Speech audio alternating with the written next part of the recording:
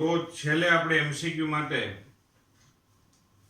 તો 195 નંબરના એમસીક્યુમાં તમે જો 2 વોલ્ટના એક એવા 8 સહાયક સ્થિતિમાં શ્રેણીમાં જોડેલા છે. આ 2 વોલ્ટ વાળા આ 8 કોષ છે, ડોટેટ કરીને વિચાર કરેલો છેલ્લે 8 કોષ વિચાર કરી લ્યો, બરોબર. અને દરેકનો આંતરિક અવરોધ 0.5 ઓહ્મ જેટલો છે. એને 120 વોલ્ટની બેટરીથી ચાર્જ કરવાના છે. ચાર્જ કરવા માટે શું કરવાનું હોય કે ભાઈ પ્લસે પ્લસ અને માઇનસે માઇનસ જોડવા પડે. કે ભાઈ ધારો કે આ એક બેટરી છે, એને આપણે ચાર્જ કરવી હોય તો બીજી બેટરીનો ધન છેડો પણ એની સાથે જોડવો પડે. અને આના કરતા આ બેટરી મોટી હોવી જોઈએ. મોટી બેટરીને કારણે પ્રવાહ રચાય. આના કારણે આ મોટી બેટરી આના કરતા આ મોટી બેટરી હોય તો મોટી બેટરીને કારણે પ્રવાહ રચાશે. તો અત્યારે 120 વોલ્ટ વાળી બેટરી છે, તો એના કારણે પ્રવાહ આપણને છે આ એમ્પિયર પ્રવાહ, જો એના કારણે આમ પ્રવાહ રચાશે. અને આ બધા કોષ 8 કોષ છે દર્શાવ્યા એ ચાર્જ થશે. તેમાં બે વસ્તુ છે. પ્રાપ્તિ સ્થાનનો પાવર એટલે V * I આપણે શોધવાનું છે. તો તેમાં પ્રવાહ પરિપથનો આપણે શોધવાનો થાય. તો જો અહીંયા કિર્ચોફનો બીજો નિયમ લાગુ પાડશો A B C D એ પથ ઉપર, તો અહીંથી આપણે જેવા આમ જશું એટલે શું આવશે? આ બેટરીના ધનથી ઋણ બાજુ જાય એટલે -2 આવે. બેટરીમાં ધનથી ઋણ છેડા બાજુ જઈએ એટલે માઇનસ. અવરોધ માટે પ્રવાહ દિશામાં હોય ને અવરોધ આવે તો -IR. આ -IR, R એટલે આંતરિક અવરોધ થયો. હકીકતમાં આવા કેટલા થશે સ્ટેપ? આપણે 8 સ્ટેપ થશે એટલે 8 વડે ગુણી નાખવું આપણે. પછી આમથી આમ આવ્યા એટલે આ બે અવરોધ આવશે. પ્રવાહ દિશામાં જ આપણે ભ્રમણ કરીએ છીએ આમ, અને અવરોધ આવ્યો તો -IR, R બરાબર 9 એટલે -9I થયું. પછી ઋણથી ધન ધ્રુવ તરફ ગયા એટલે +120 = 0. તો 8 ને આપણે અંદર લઈ ગયા એટલે -16, 8 દુ ને 16, બરાબર. પછી અહીં 0.5 વડે ગુણી નાખો એટલે 8 ગુણ્યા 0.5 એટલે 8 ગુણ્યા 0.5 એટલે 4 આવશે. -9I +120 = 0. આ -16 અને 120 એટલે 104 વૈધા. આ માઇનસ વેલ્યુ ઓલી બાજુ લઈ જાવ એટલે પ્લસ થઈ ગયા. આ -4I - 9I એટલે 13I થયા. અને I બરાબર આપણે 8 એમ્પિયર મળી જશે. હવે જો આ બેટરીના વોલ્ટેજ તો 120 છે ટર્મિનલ વોલ્ટેજ, અને 8 12 × 96 એટલે 960 વોટ. એટલે કે દર સેકન્ડે આ બેટરી 960 જૂલ જેટલું કાર્ય કરશે. ઉષ્મા સ્વરૂપે વિખેરણ પામતો પાવર શોધવાનો છે. ઉષ્મા સ્વરૂપે કેટલો વિખેરણ પામે? ઉષ્મા સ્વરૂપે વ્યય થતો કોઈ પણ અવરોધમાં I2R જેટલો શું થાય? ઉષ્મા સ્વરૂપે ઊર્જાનો વ્યય થાય દર સેકન્ડે. તો જો જોઈએ અહીંયા છે આવા કેટલા ભાઈ આવશે આંતરિક અવરોધ? આ 8 કોષ છે એટલે અહીંયા 8 વડે ગુણવા પડે. પછી આ એક બાહ્ય અવરોધ છે એટલે અહીંયા આવશે I2R આવશે. તો આ વ્યય થતો ઉષ્મીય પાવર. તો જો જોઈએ અહીંયા I2 ને આપણે કોમન લઈ લીધા. I2 common 8R plus capital R. તો I બરાબર આપણી પાસે 8 છે, 8 નો વર્ગ 64 આવશે. અહીંયા 8 સ્મોલ r એટલે 0.5 એટલે આ 4 થઈ જશે ને 9 આ 13 આવશે. 13 ગુણ્યા 64. તો પછી જે આવે તે આપણે જવાબ. તો અહીંયા છે આપણા માટે 195 માં એ જવાબ આવશે. ત્યાર પછી આપણે આગળ વધીએ તો પસંદગી છે 202 નંબરના એમસીક્યુની. 202 નંબરનો એમસીક્યુ. 202 નંબરના એમસીક્યુમાં અહીંયા જો રકમમાં એક આકૃતિ આપવામાં આવેલી છે. રકમમાં એક આપણને આકૃતિ આપવામાં આવેલી છે.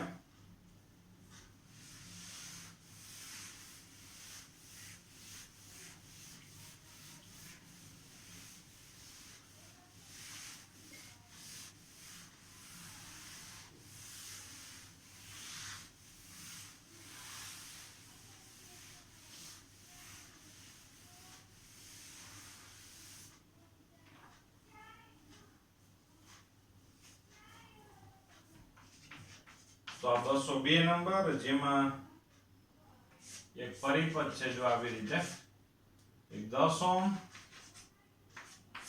અહીંયા છે આપણે પાસે 5 વોલ્ટ, અહીંયા છે આ 2 વોલ્ટ,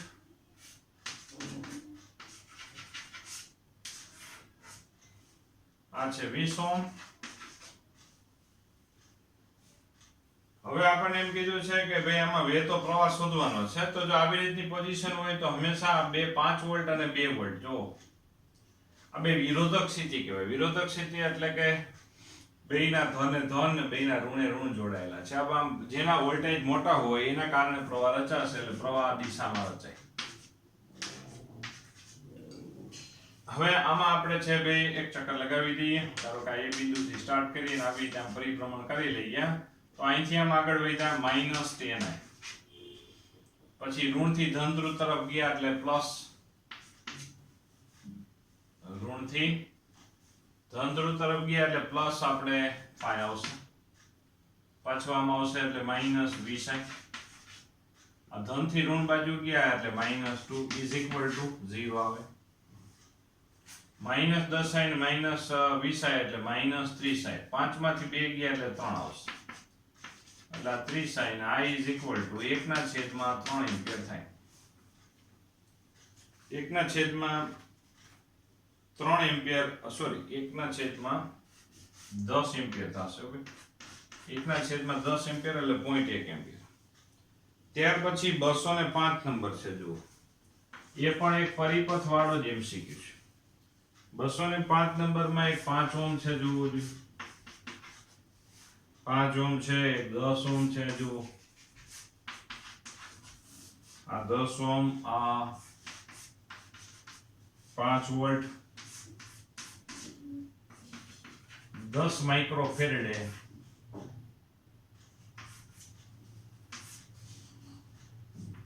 અને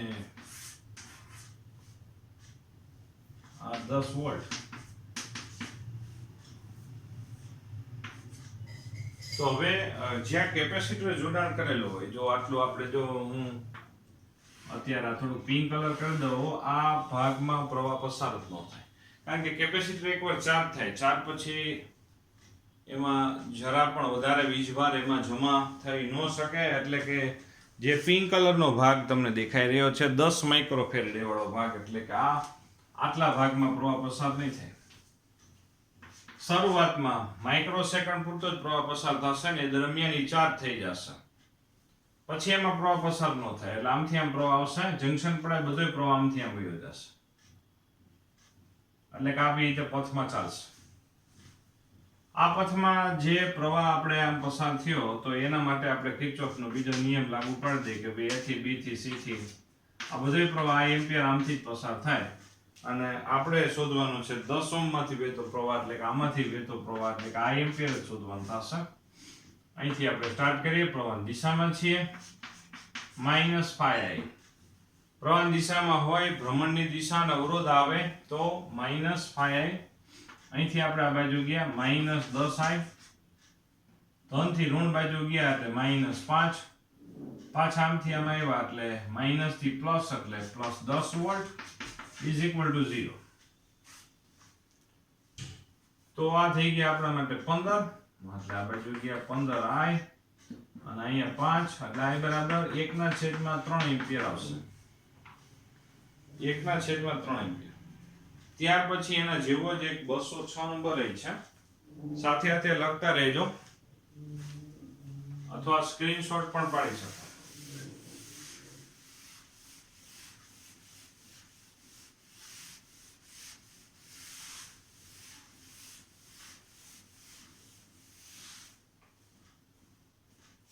$206 નંબરમાં એક આપણને આવી રીતે એક આકૃતિ આપવામાં આવેલી છે. આવી રીતે એક આકૃતિ આપને આપવામાં આવે છે, જોવું જોઈએ. અને તેમાં આપણી પાસે બે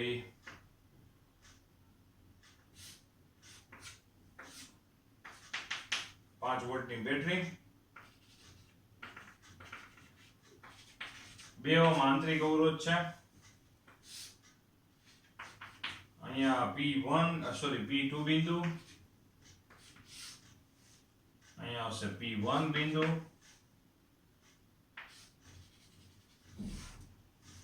$10 ઓહ્મ,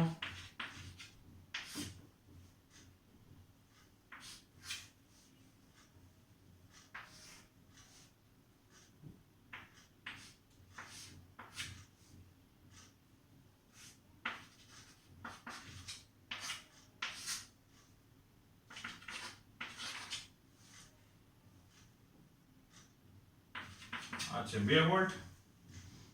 હવે આપણે એમાં શોધવાનું છે કે પ્રવાહ શોધી દેવાનો છે. પહેલી ફરમાઈશ એ છે કે ભાઈ 10 ઓહ્મ અવરોધમાંથી વહેતો પ્રવાહ, એટલે કે આમાંથી વહેતો પ્રવાહ શોધવાનો.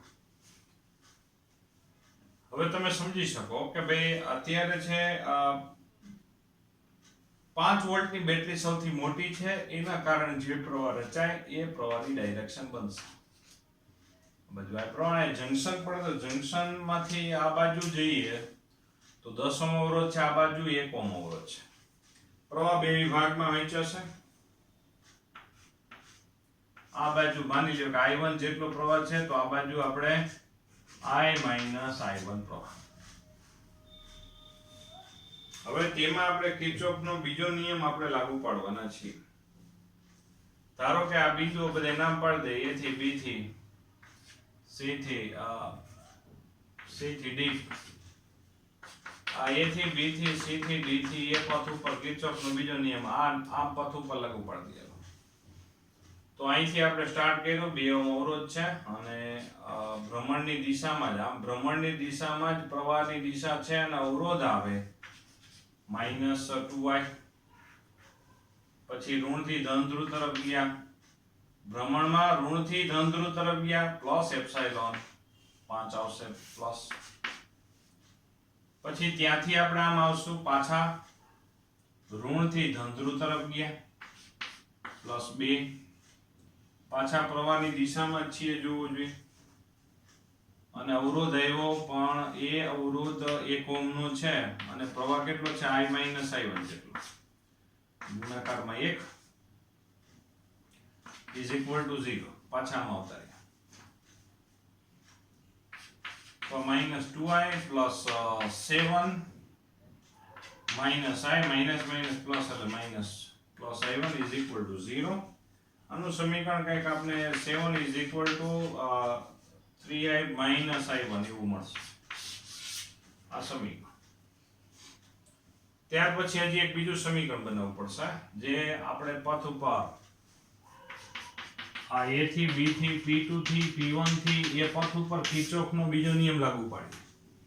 આ A થી B થી P2 થી P1 થી અને એ સુધી કિર્ચોફનો બીજો નિયમ. અહીંથી પાછું સ્ટાર્ટ કરશું -2I. પ્રવાહની દિશામાં છીએ, ભ્રમણની દિશા અને અવરોધ આવ્યો. ઋણથી ધન ધ્રુવ તરફ ગયા, +5. ત્યાંથી આપણે આમાં આવશું -10I1 = 0. phi = આપણે શું લખી શકાય, 10I1 + 2I. આમાંથી આપણે છે શોધવાનું શું છે, I1 શોધવાનું, 10 ઓહ્મ અવરોધમાંથી વહેતો પ્રવાહ.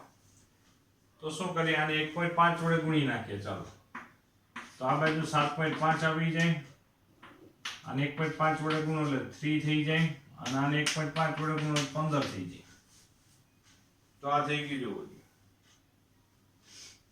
ત્યાર પછી આપણે આ જે પદ આવ્યું એ પદમાંથી આપણે આ પદ બાદ કરી દઈએ, એટલે કે 7 આ પદ છે 7 is equal to 3i minus i1 બાદ કરીએ એટલે આ બધા બાદ, તો 7.5 માંથી 7 ગયા એટલે 0.5, 3i માં 3i ગયા એટલે 0, 15 i1 માંથી આપણે i1 માઇનસ માઇનસ પ્લસ થઈ જશે, એટલે અહીંયા શું આવશે 16i1, આ 1 હાફ છે 16 નીચે આવતા રહીએ તો i1 ઇઝ ઇક્વલ ટુ 1 ના છેદમાં 32 એમ્પિયર જેટલો પ્રવાહ થાય, 1 ના છેદમાં 32 એમ્પિયર એટલે કે 0.03 એમ્પિયર જેટલો પ્રવાહ થાય, અને એ પ્રવાહ કઈ બાજુ આવે P2 થી P1 બાજુ. ઈ કેમ ખબર પડે? ધારો કે આપણે ધારેલી દિશા છે કે P2 થી P1 તરફ આપણે પ્રવાહ મળે છે, ઈ ધારો કે આપણી ખોટી હોત તો શું થાત? તો આ જવાબ છે એ માઇનસમાં આવે. માઇનસમાં આવે ને તો સમજવાનું કે આપણે ધારેલી P2 થી P1 ની દિશા એ ખોટી છે અને પ્રવાહ હકીકતમાં P1 થી P2 તરફ જતો હશે, એવી રીતે આપણે સિલેક્ટ કરવાનું થાય. ત્યાર પછી એના જેવો જ 208 નંબર છે, જો એના જેવો જ આપણી પાસે 208 નંબર.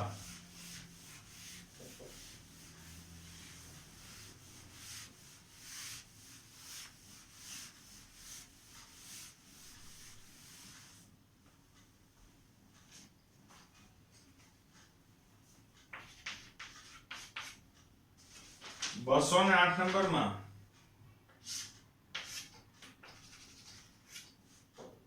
અહીંયા છે 2 ઓહ્મ,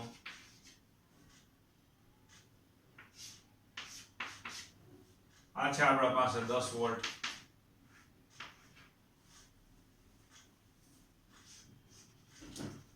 અહીંયા છે આપણી પાસે 4 ઓહ્મ અવરોધ, આ છે આપણી પાસે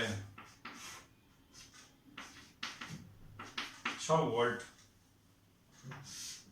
અહીંયા એક અવરોધ, અહીંયા એક 4 વોલ્ટની બેટરી પણ છે. 4 વોલ્ટની બેટરી અહીંયા છે, જે હકીકતમાં આપણે છે અત્યારે આ 10 વોલ્ટની બેટરી પણ અહીંયા જો દર્શાવી દઈએ તો કોઈ વાંધો નથી. હાલો ભાઈ, બે વસ્તુ એક જ છે. આ 4 વોલ્ટની બેટરી અહીંયા જો હું દર્શાવી દઉં છું, આ 4 વોલ્ટની બેટરી, ટૂંકમાં અહીંયા જે બે બેટરી દેખાતી હતી અહીંયા ને અહીંયા, તે આપણે આ બાજુ બે મૂકી દીધી. હવે આમાં વાત એવી છે કે આપણે શોધવાનું છે કે અવરોધમાંથી 4 ઓહ્મ અવરોધમાંથી વહેતો પ્રવાહ શૂન્ય હોય, એટલે અહીંયા કોઈ પ્રવાહ પસાર ન થતો હોય તો થાતું શું હોય હકીકતમાં? તો પ્રવાહ છે આ એમ્પિયર પ્રવાહ છે એ સીધે સીધો આમથી આમ જતો હોય, આમથી આમ ડાયરેક્ટ. તો આપણે અવરોધ R શોધી દેવાનો છે, અવરોધ R આપણે મેળવી દેવાનો છે. હવે જો આમાંથી પ્રવાહ પસાર ન થતો હોય તો આ બે છેડા વચ્ચે, આ ધારો કે આપણે બિંદુઓ નામ પાડી દીધા A અને B, તો A અને B વચ્ચે PD,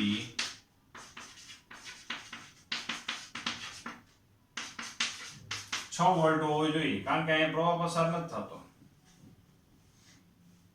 નહીતર શું થાય કે A અને B વચ્ચે જો અહીંયા પ્રવાહ પસાર થતો હોય ને તો શું થતું હોય કે PD શોધવા માટે આપણે અહીંથી આમ આપણે હાલીએ તો જો આવું થાય, VA પછી આમથી આમ જાય +6. કિર્ચોફનો બીજો નિયમ જ લાગુ પડે છે. અહીંયા બિંદુ પાસે સ્થિતિમાન એ છે VA, પછી આમથી આમ આગળ વધ્યા +6. ધારો કે પ્રવાહ આમ જઈ રહ્યો છે તો -4i એમ લખવું પડે. અહીંયા પ્રવાહ જો વહેતો હોય તો, પણ પ્રવાહ વહેતો નથી એટલે અહીંયા આ પર 0 આવે. બરાબર બી બિંદુ પાસે પહોંચી ગયા તો VA - VB શું આવશે 6. ટૂંકમાં વાત એવી થઈ કે અવરોધમાંથી પ્રવાહ પસાર ન થતો હોય તો એના બે છેડા વચ્ચે PD 0 હોય, આના બે છેડા વચ્ચે PD 0, તો આ જે PD હોય તે જ A અને B બિંદુ વચ્ચે મળે. એક્ઝામ્પલનું લોજિક ઈ જ છે. તો હવે આપણને ખબર પડી ગયું કે આપણે અત્યારે શોધવાનું છે આ કેપિટલ R અવરોધ. આમાં પ્રવાહ પસાર થતો શૂન્ય હોય તો આ કેપિટલ R અવરોધ શોધી દેવાનો. તો અહીંયા A અને B વચ્ચે PD 6 વોલ્ટ છે, તો એનો મતલબ કે આ બે બિંદુ વચ્ચે PD કેટલો થાય? 6 વોલ્ટ જ થાય. ધારો કે આ C અને D બિંદુ વચ્ચે E અને F વચ્ચે આ બધા બિંદુ વચ્ચે C અને D વચ્ચે કયો કે E અને F વચ્ચે કે આ બધા બિંદુ વચ્ચે PD આપણે 6 વોલ્ટ જ પ્રાપ્ત થાય. તો C અને D વચ્ચે 6 વોલ્ટ હોય તો અહીંયા તો 10 વોલ્ટ છે. તો ધારો કે અહીંયા જો વિચાર કરો જોઈએ તો અહીંયા છે આમ પ્રવાહ આમથી આમ જઈ રહ્યો છે, તો આ બે બિંદુ વચ્ચે આપણે શું હશે જોવું જોઈએ. તો ધારો કે અહીંયા છે ભાઈ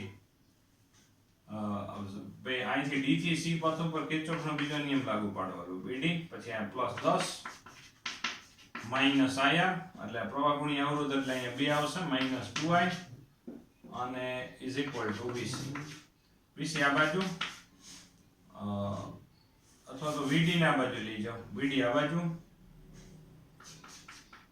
તો VC minus VD is equal to 10 - 2. હવે આપણને ખબર છે કે VC minus VD is equal to 6 volt છે. 6 વોલ્ટ છે એ આપણને ખબર છે. તો એનો મતલબ એવો થયો કે અહીંયા અને આપણે આ બાજુ લઈ જાઓ અને આપણે આ બાજુ લઈ જાઓ તો I બરાબર આપણે 2 એમ્પિયર મળી જાય. અહીંયા વહેતો પ્રવાહ 2 એમ્પિયર હોય. ટૂંકમાં વાત એવી છે કે આ 2 એમ્પિયર પ્રવાહ હોય તો એનો મતલબ એવો છે કે આના બે છેડા વચ્ચે PD 4 વોલ્ટ હોય. ટૂંકમાં 10 એકમ ઉર્જા આપે, 4 એકમ ખર્ચી નાખે, વધે 6, એટલે આ બે બિંદુ વચ્ચે વિદ્યુત સ્થિતિમાનનો તફાવત 6 મળે. જો અહીંયા 0 હોય 10 વોલ્ટ, વોલ્ટ એટલે જૂલ પર કુલમ, 1 કુલમ વીજભારથી 10 મળી, તો અહીંયા 10 પ્રવાહ છે 2 એમ્પિયર છે એટલે 2 ગુણ્યા 2 એટલે 4. આના બે છેડા વચ્ચે PD 4 એટલે 1 કુલમ વીજભારથી 4 એકમ ઉર્જા ખર્ચાઈ, વધે 6. જો આપણે આ તો હિસાબ કરીએ છીએ, જરૂર નથી અત્યારે. તો ફાઇનલી પાછું આના ઉપર આધારિત આપણે જો વિચાર કરો, ઈની પ્રવાહ આમથી પણ પસાર થાય છે. તો અહીંયા જો વિચાર કરો કે ભાઈ આ VF માઈનસ IR પ્રવાહ 2 એમ્પિયર છે, અવરોધ R શોધવાનો છે. ધનથી ઋણ તરફ જાઓ એટલે -4 આવશે ઇઝ ઇક્વલ ટુ V. તો VF minus V is equal to 2R plus 4. આ આપણને ખબર છે 6 વોલ્ટ, કારણ કે આના બે છેડા વચ્ચે PD 6 વોલ્ટ છે. 4 આ બાજુ 2 આવશે તો R બરાબર આપણને 1 ઓહમ મળી જાય. તો અવરોધનું મૂલ્ય 1 ઓહમ જેટલું હશે. અવરોધનું મૂલ્ય 1 ઓહમ જેટલું હશે એમ આપણને ખબર પડે. ત્યાર પછી આપણી પાસે 209 નંબરનો MCQ. 209 નંબરમાં આપણે એક આકૃતિનો પરિપથ આપવામાં આવેલો છે, એટલે કે આવી રીતે.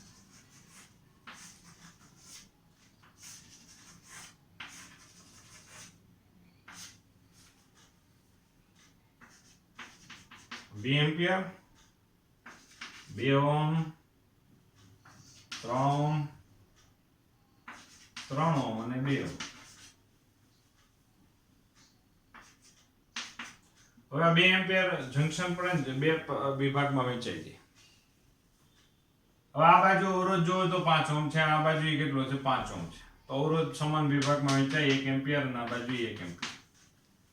રકમમાં કીધું છે કે A અને B વચ્ચે વિદ્યુત સ્થિતિમાનનો તફાવત શોધવાનો. A અને B વચ્ચે વિદ્યુત સ્થિતિમાનનો તફાવત. તો આને આપણે O બિંદુ કહી દઈએ. A થી O થી B પથ ઉપર કિર્ચોફનો બીજો નિયમ લાગુ પાડીએ છીએ. ખુલ્લો પરિપથ છે. ખુલ્લો પરિપથમાં આપણે A બિંદુથી સ્ટાર્ટ કરીએ એટલે V આવશે. પછી આમ આપણે જો ભ્રમણની દિશા આમ છે, આપણે ભ્રમણ આમ કરીએ છીએ તો પ્રવાહની વિરુદ્ધ દિશામાં પરિભ્રમણ કરીએ છીએ. પ્રવાહની વિરુદ્ધ દિશામાં હોય ને અવરોધ આવે તો +IR. પ્રવાહ ગુણ્યા અવરોધ કરો એટલે 2. પ્રવાહની દિશામાં આપણે ભ્રમણ કરીએ છીએ -IR -3 is equal to B. તો VA માઈનસ આ 2 - 3 એટલે 1 થાય, -1 થાય. ઓલી બાજુ જાય તો લોસેટ થઈ જાય એટલે કે એ અને બી બિંદુ વચ્ચે વિદ્યુત સ્થિતિમાનનો તફાવત આપણને 1 વોલ્ટ જેટલો પ્રાપ્ત થાય.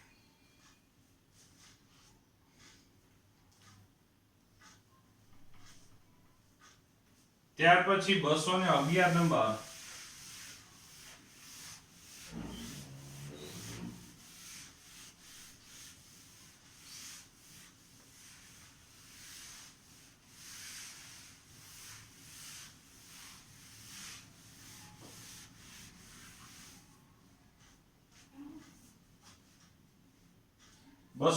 નંબરના MCQ માં આકૃતિમાં ભૂલ છે એટલે એ છોડી દેજો, એમાં કઈ ટેન્શન ન લેતા. 213 નંબર 20 ઓહ્મ અવરોધ ધરાવતા સમાન આડછેદ વાળા અવરોધક તારને વાળીને વર્તુળ બનાવવામાં આવે. આ 20 ઓહ્મ અવરોધ વાળો તાર છે, એને વાળીને વર્તુળ બનાવવા આખા વર્તુળનો અવરોધ 20 ઓહ્મ છે. એના બે વ્યાસાર્ધ બિંદુઓ વચ્ચે સમતુલ્ય અવરોધ. વ્યાસાર્ધ બિંદુઓની ઉપર કેટલો અવરોધ થાય? 10 ઓહ્મ. નીચે થાય કેટલો? 10 ઓહ્મ. તો આનો સમતુલ્ય અવરોધ કેટલો થાય? 10 10 એકબીજાને સમાંતર થયા, એનો સમતુલ્ય અવરોધ 5 ઓહ્મ થાય. સમાંતર જોડાણ હતું એટલા માટે.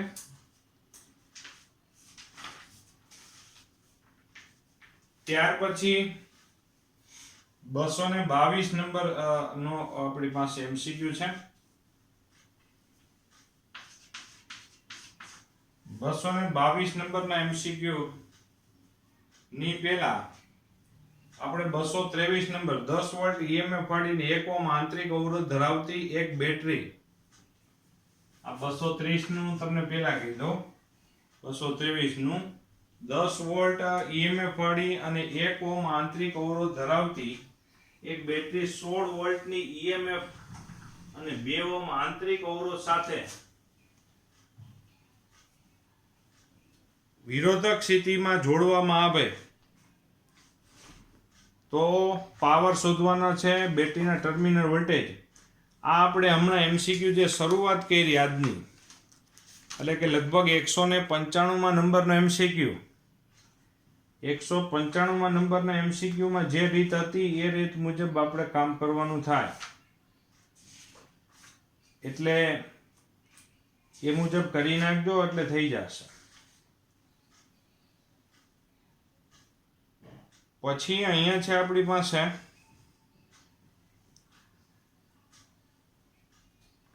222 નંબરે પણ છે, પણ 222 નંબર છે એ આપણે 222 નંબરનો MCQ એ ઉદાહરણ નંબર આપણે લગભગ 6 છે, તો એ મુજબ કરી નાખજો. 222 નંબરનો MCQ આ 195 નંબર જેવો, આ ઉદાહરણ નંબર 6 જેવો છે, બરાબર?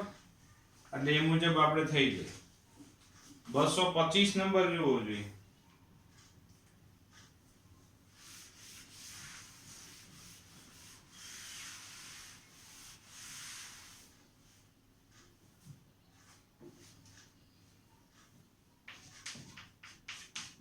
બસો 25 નંબરમાં એક આવી રીતે આપણે એક પરિપથ આપેલો છે.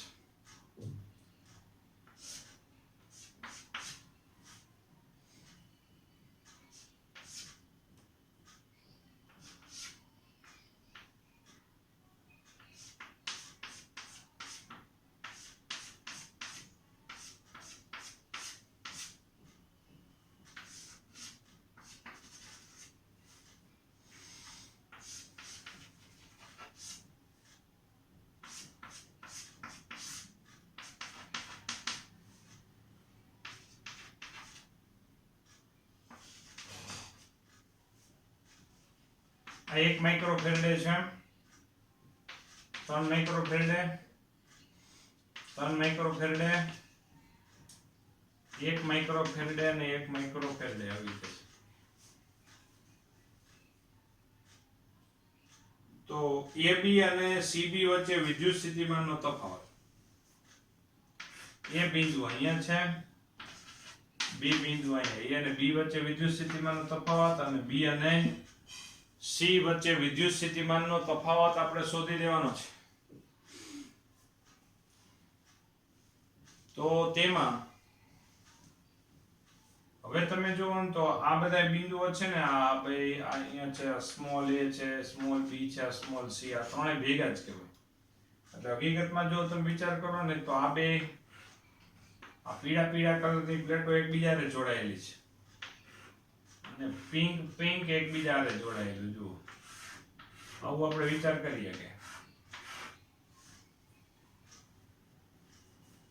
અહીંયા પીળું વાળું રેડી. તો હવે જો તમે વિચાર કરો ને તો આ બધી પ્લેટો એકબીજા હારે જોડાયેલી જ કહેવાય. તો આપણને છે પરિપથ કેવો મળશે? ફાઇનલી પરિપથ આપણે જો વિચાર કરીએ ને તો આવી રીતે થાય.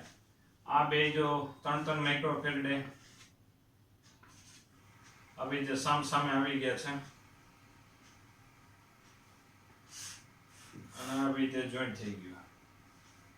બાકીનો પિંક કલર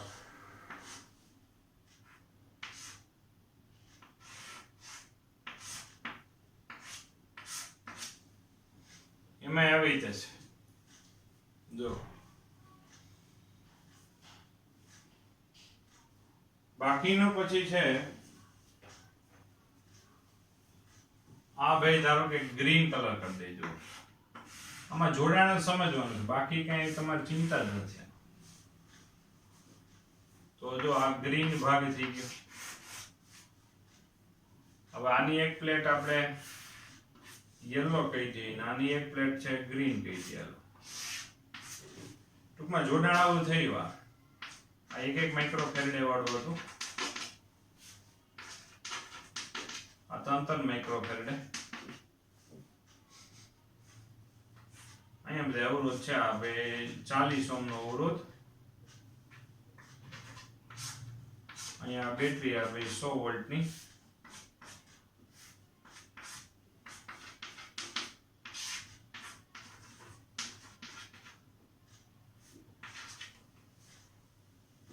આ 1 માઇક્રોફેરેડે. હવે આ 3 ને 3 આપણે સમાંતર જોડાણ છે એટલે 1.5 ઓહમ અવરોધ થઈ જશે.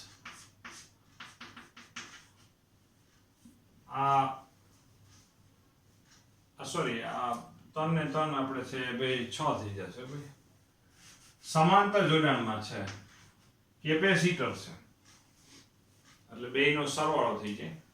અહીંયા 2 આવી જશે. 2 માઇક્રોફેરેડે છે. 2 માઇક્રોફેરેડે.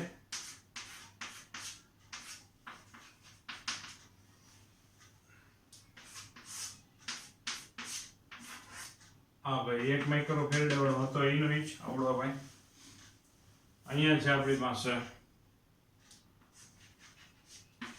આ 40 ઓહમ, અહીંયા બેટરી અને અહીંયા એક અવરોધ. બેટરી છે 100 વોલ્ટની અને આ છે 30 ઓહમ. આપણે શોધવાનું છે, ફરીથી કહી દઈએ, એ અને બી વચ્ચે વિદ્યુત સ્થિતિમાનનો તફાવત અને બી અને સી વચ્ચે વિદ્યુત સ્થિતિમાનનો તફાવત. હવે એની બદલે આપણે છે અહીંયા આને આપણે F બિંદુ કહી દઈએ, આને ધારો કે આપણે છે E બિંદુ કહી દઈએ. હવે આ પરિપથમાં હકીકતમાં છે પ્રવાહ પસાર નહીં થતો હોય, કારણ કે ઉપર બધી જગ્યાએ કેપેસિટર જ છે. અહીંથી પ્રવાહ નીકળે તો એ કામ જાય, પણ આ બે બાજુ કેપેસિટર છે એટલે અહીંથી પ્રવાહ પસાર જ ન થાય. પ્રવાહ પસાર ન થતો હોય તો અવરોધમાં વોલ્ટેજ ડ્રોપ જ ન થાય. અવરોધમાં વોલ્ટેજ ડ્રોપ ન થાય.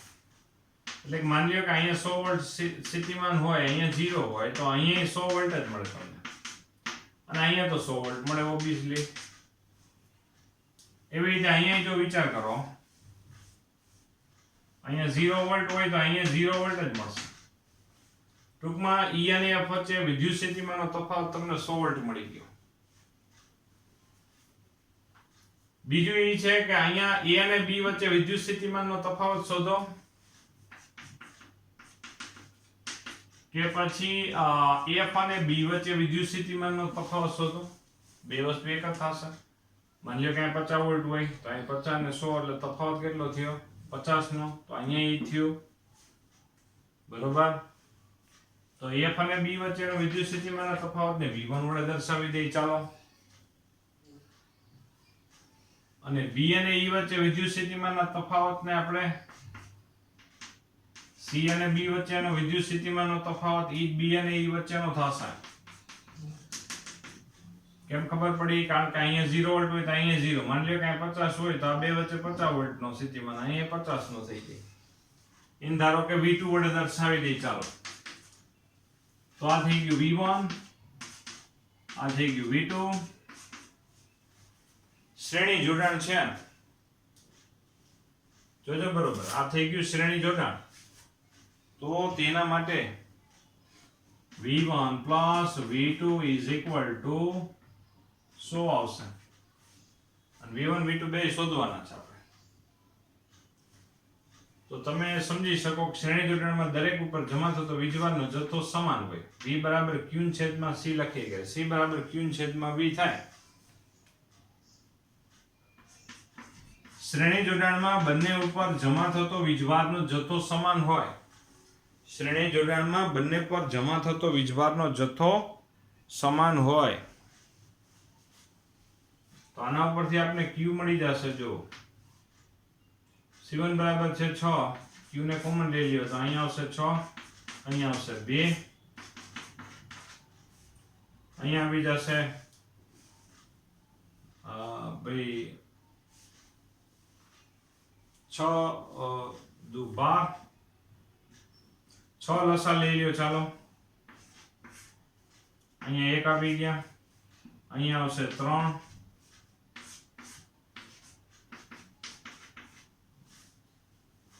તો આ આપણા માટે શું થઈ જશે ભાઈ? આ 4 થઈ જાય. 4 ના છેદમાં 6, 4 ના છેદમાં 6 એટલે 2 ના છેદમાં 3, 3 આ બાજુ ગયા અને 2 આ બાજુ ગયા એટલે 300 ના છેદમાં 2, 300 ના છેદમાં 2. આ બાજુ 3 આ બાજુ ગયા, 2 આ બાજુ, 150 માઇક્રોકુલમ આવશે. હવે જો આપણે V1 બરાબર મળી જાય આપણે V1 બરાબર Q છેદમાં C1, તો ભાઈ Q બરાબર 150 માઇક્રો અને C બરાબર 6, એટલે આપણે 25 વોલ્ટ પ્રાપ્ત થાય. E અને B વચ્ચે વિદ્યુત સ્થિતિમાનનો તફાવત 25 હોય તો સીધી વાત છે. A અને B વચ્ચે 25 હોય તો B અને E વચ્ચે કેટલો હોય? 75 વોલ્ટ હોય. સીધી વાત છે. તો સરસ મજાનો જો આ વાત હતી. આ અઘરામઘરી વેરાયટી ગણી શકાય. કેપેસિટર અને અવરોધ બંનેની વાત છે ભેગી. ત્યાર પછી 229 નંબર છે. એક અવરોધ R છે, તેના 10 સરખા ભાગ કરી દેવામાં આવે.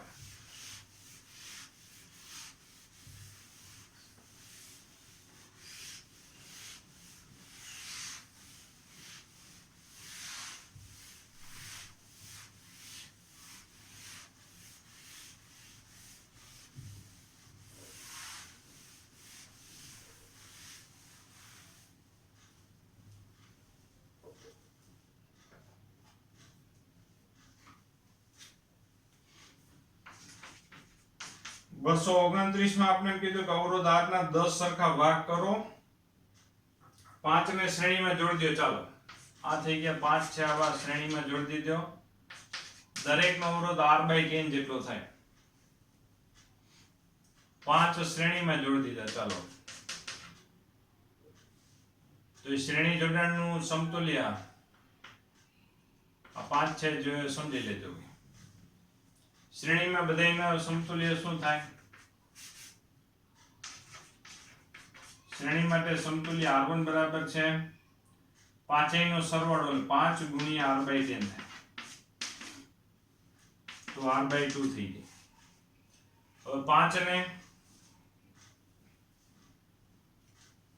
અને આ શ્રેણી જોડાણ સાથે બાકીના 5 ને સમાંતરમાં જોડી દેવામાં આવે. બાકીના 5 ને આપણે એને શું કરી દેવામાં આવે? સમાંતરમાં જોડી દેવામાં આવે. એટલે કે આવી આ બાકીના 5, આ બીજો, આ ત્રીજો, આ ચોથો અને આ પાંચમો. તો આ બધાયનું સમતુલ્ય શું થાય? જો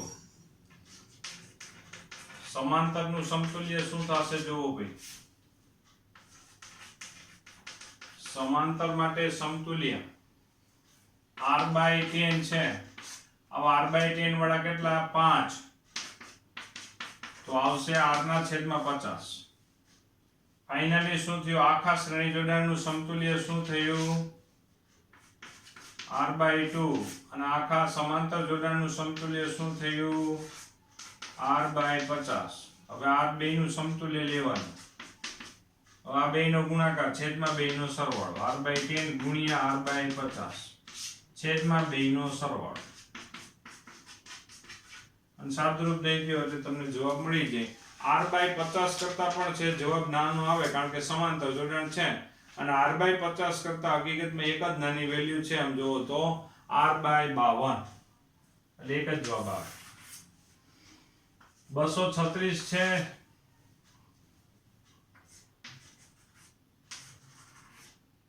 જે આની પહેલા એક વખત ઝૂમ મીટિંગમાં આપણે છે લગભગ ચર્ચા થઈ ગયેલી હોવી જોઈએ પણ તેમ છતાં પણ કહી દઈએ તો અહીંયા a અને b વચ્ચે એક અવરોધક તાર સીધો એક વાહક તાર છે અને આપણે એમ કીધું a અને b વચ્ચે સમતુલ્ય અવરોધ શોધો. સમતુલ્ય અવરોધમાં આપણે જે બે બિંદુ વચ્ચે સમતુલ્ય અવરોધ શોધવાનો એ બે બિંદુ વચ્ચે આપણે બેટરીની કલ્પના તો કરીએ છીએ. પ્રવાહ છે એ અહીંયા જંકશન એ પાસેથી 3 રસ્તા છે એમાં આ રસ્તાનો અવરોધ જ નથી બધોય પ્રવાહમાંથી પસાર થઈ જાય તો આ પ્રવાહને અવરોધ કેટલો નડે તો કે એક નહીં. આ બાજુ રસ્તો છે અવરોધય છે પણ પસાર નહીં થાય પ્રવાહ જ પસાર નહીં થાય તો અવરોધની આપણે કઈ વાત કરી શકશું નહીં. એટલે 236 માં જવાબ આવશે 0 આવશે. ત્યાર પછી 238 નંબર છે એમાં a અને b બિંદુ વચ્ચે સમતુલ્ય અવરોધ શોધી દેવાનો છે. જેમાં રકમની જે આકૃતિ છે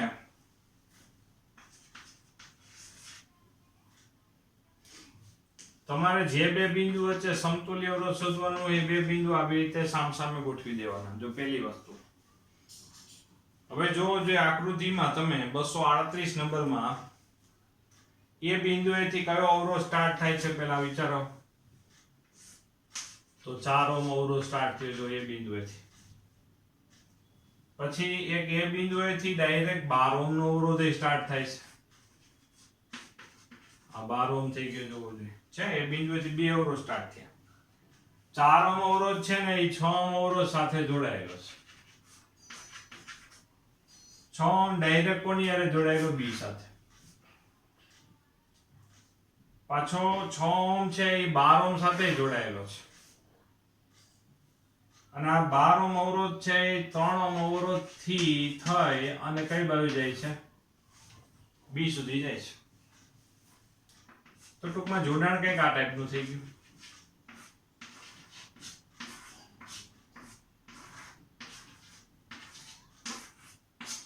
આ ટાઈપનું કંઈક જોડાણ થઈ ગયું. આ 4 ઓહ્મ 12 ઓહ્મ 6 ઓહ્મ ને 3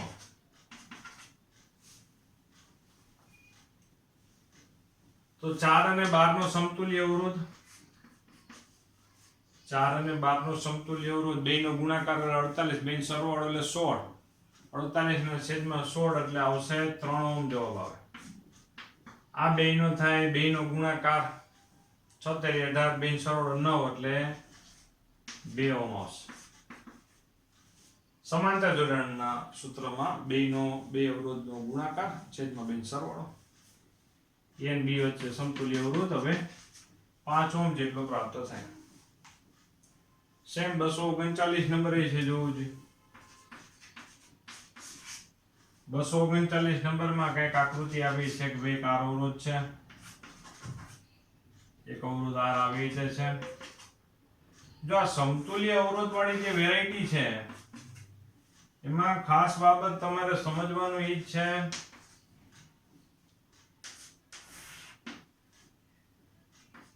આ P એ નાખી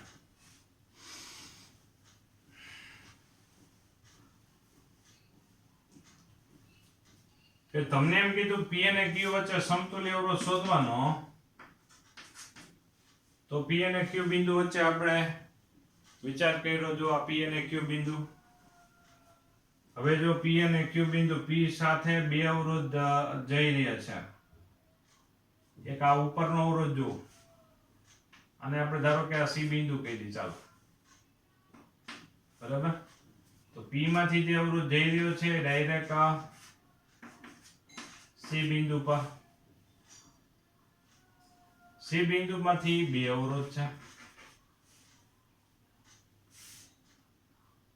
અને એક P બિંદુમાંથી બીજો અવરોધ છે. જો આવડા એક આ P ને C વચ્ચે એક અવરોધ, એક આ અવરોધ છે.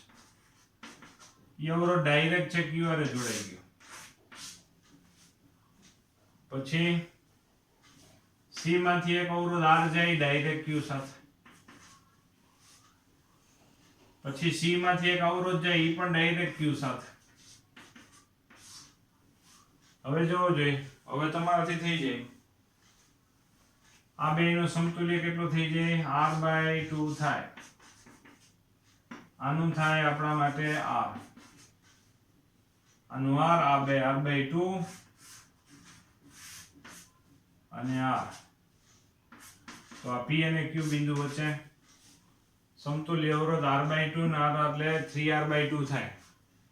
3R/2 અને R બે સમાંતરમાં, એનું સમતુલ્ય લ્યો એટલે તમને 3R/5 તમને પ્રાપ્ત થઈ જાય. તો અહીંયા સુધી આપણી ચર્ચા રાખીએ છીએ. વધુ અહીંથી આગળ વધીશું.